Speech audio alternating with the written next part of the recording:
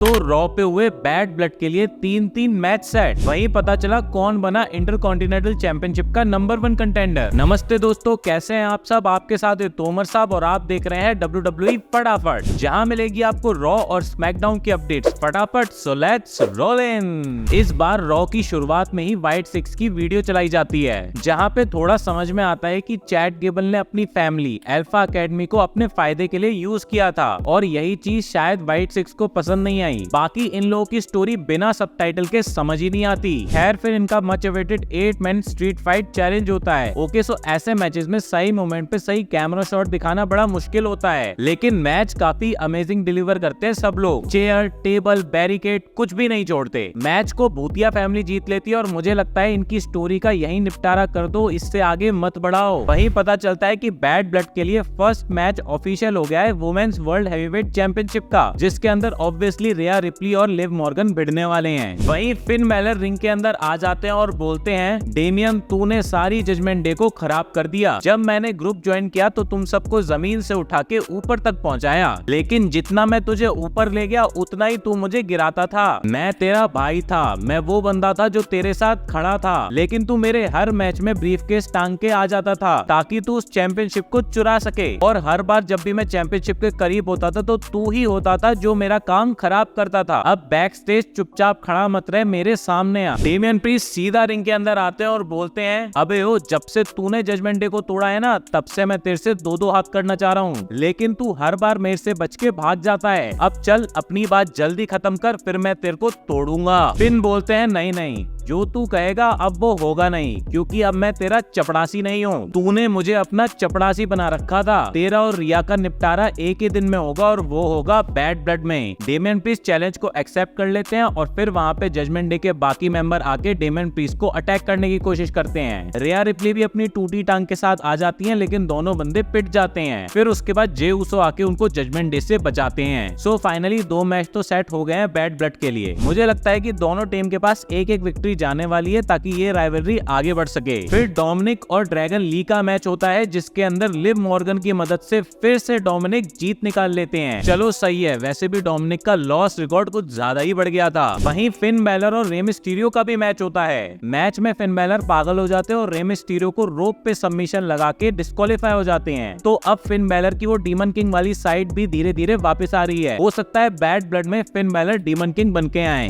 वहीं आज women's tag team championship match भी होता है टुटपुंजे और बियंका एंड जेड के बीच में। मैच को ऑब्वियसली बियंका और जेड को ही जीतना था और वो उसको जीत लेती हैं। और जेड कारगिल जैसे ही सिंगल्स कंपटीशन के लिए रेडी हो जाएंगी, उनकी पहली राइवलरी बियंका बेलेयर के साथ में ही होगी। फिर प्योर फ्यूजन कलेक्टिव का एक और हफ्ते जलीना वेगा और लायरा वेल्केरिया के साथ में मैच होता है। सोनिया डेविल बोलती है कि हर हफ्ते तुम आ जाते हो हारने, इस हफ्ते फिर आ गए हो तो फटाफट आओ, तुम्हें हरा के वापस भेजते हैं। तभी कनाडा की होम टाउन क्वीन नटालिया का रिटर्न होता है। अब इतना बड़ा रिटर्न करवाया तो ऑब्वियसली मैच भी उन्हें ही जिताया जाता है। शार्प शूटर सबमिशन लगा के वो मैच को फिनिश करती हैं। बाकी कनाडा के अंदर अगर स्पेशल रॉ हो रही है तो उसके अंदर ब्रेट हार्ट को तो इनवाइट किया ही जाता है। सो इस रॉ का इनविटेशन ब्रेट हार्ट एक्सेप्ट कर लेते हैं और वो रिटर्न करते हैं। पूरा क्राउड ब्रेट हार्ट के साथ में वाइब कर रहा होता है, लेकिन वहाँ पे आ जाते हैं हिंग हंगनल गुंथर। गुंथर बोलते हैं, क्या बात है, मेरा चाइल्डहुड हीरो मेरे सामने खड़ा है। सबसे बेस्ट जो था, सबसे बेस्ट जो है और सबसे बेस्ट जो रहेगा। चलो आप आए गए हो तो सबसे बेस्ट वाली जो टॉर्च है वो मुझे पास कर दीजिए, क्योंकि अब आगे से इस कंपनी में सबसे बेस्ट तो मैं ही रहने वाला हूँ, हमेशा हमेशा के लिए। बाकी चलो बिजनेस को साइड में रखते हैं और मैं आपको बताना चाहता हूँ कि लॉकर रूम के अंदर सारे सुपरस्टार्स और मैं खुद आपको टीवी पे देख के बड़े हुए हैं। आप मेरे चाइल्डहुड हीरो तो रहे हो, लेकिन आप सेकंड नंबर पे आते हो। नंबर 1 पे जो मेरे फेवरेट हैं वो है बिल गोल्डबर्ग। दोस्तों मैं आप लोगों को बता दूं कि गोल्डबर्ग की वजह से ही ब्रेट हार्ट को अर्ली रिटायरमेंट लेना पड़ा था अपने करियर से। तो ब्रेट हार्ट गोल्डबर्ग को बिल्कुल भी पसंद नहीं करते, तो गुंथर ने वही पॉइंट को उठा के उनको पर्सनली हिट करा। वहीं फिर सैमी ज़ेन का म्यूजिक हिट होता है और सैमी ज़ेन भी रिंग के अंदर आ जाते हैं। सैमी बोलते हैं, तू बड़ा मजाक उड़ा रहा है यहाँ ब्रेट हार्ट का। मैं बता दूं वो बंदा सच में कनाडा का हीरो है, और हीरो है हर उस सुपरस्टार के जो अभी लॉकर रूम के अंदर है, जो इनकी वीडियोस को बार बार देख के आज तक सीखते हैं। ये बंदा रियल चैंपियन है, ना कि तेरी तरह जिसको मैंने चैलेंज किया और तू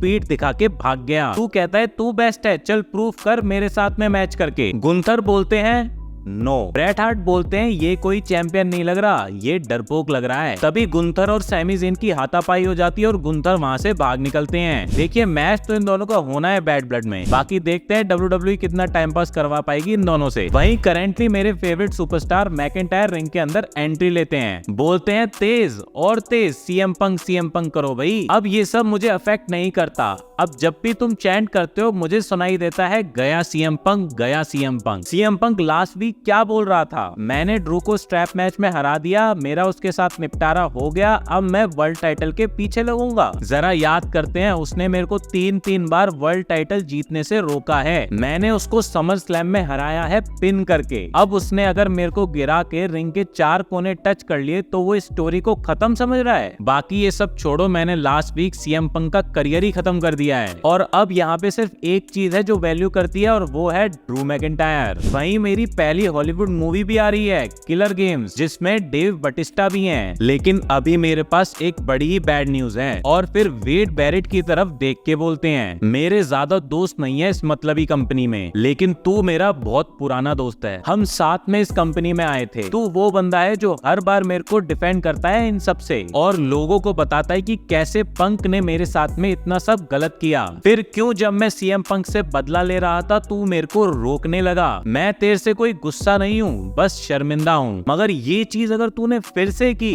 तो मैं तेरे से गुस्सा हो जाऊंगा और फिर देखियो मैं क्या करता हूँ। तभी वहाँ पे एडम पियर्स आ जाते हैं, उसके बाद ड्रू मैकिंटायर से बोलते हैं कि भाई अपने भाई से मत लड़ और रिंग में आजा, मेरे को तेरे को कुछ बताना है। फिर बोलते हैं Bad Blood CM Punk versus Drew McIntyre, Hell in a Cell. Okay so ये मैच इन दोनों की स्टोरी को खत्म करने के लिए सेट कर दिया गया है और मैं चाहता हूं कि ड्रू मैकिंटायर इस राइवलरी को जीत लें, क्योंकि सीएम पंक से ज्यादा इस राइवलरी को जीतना ड्रू मैकिंटायर के लिए जरूरी है। हो सकता है कि हमको सेथ रॉलिंस का रिटर्न देखने को मिले, लेकिन मैं ये नहीं चाहता कि सीएम पंक इस मैच को जीत जाएं। और फाइनली फिर इंटरकॉन्टिनेंटल चैंपियनशिप के नंबर 1 कंटेंडर के टूर्नामेंट का फाइनल मैच होता है, जिसमें जे पैट ब्रॉन और इलिया ड्रैगनोव भिड़ते हैं। मैच में ब्रॉन्सन रीड ब्रॉन स्ट्रोमन को खत्म कर देते हैं और मैच को जे उसो निकाल लेते हैं और नंबर 1 कंटेंडर भी बन जाते हैं। लेकिन जे जो ये जजमेंट डे से पंगे ले रहे हैं, ये चीज इनको आगे कॉस्ट करने वाली है। सो ये थी आज की रॉ, लेकिन नेक्स्ट स्मैकडाउन बहुत स्पेशल होने वाली है। Cage match, surprise returns, Roman का रिटर्न, बहुत कुछ हो सकता है। सब कुछ देखेंगे इस सैटरडे को, तब तक के लिए सायोनारा।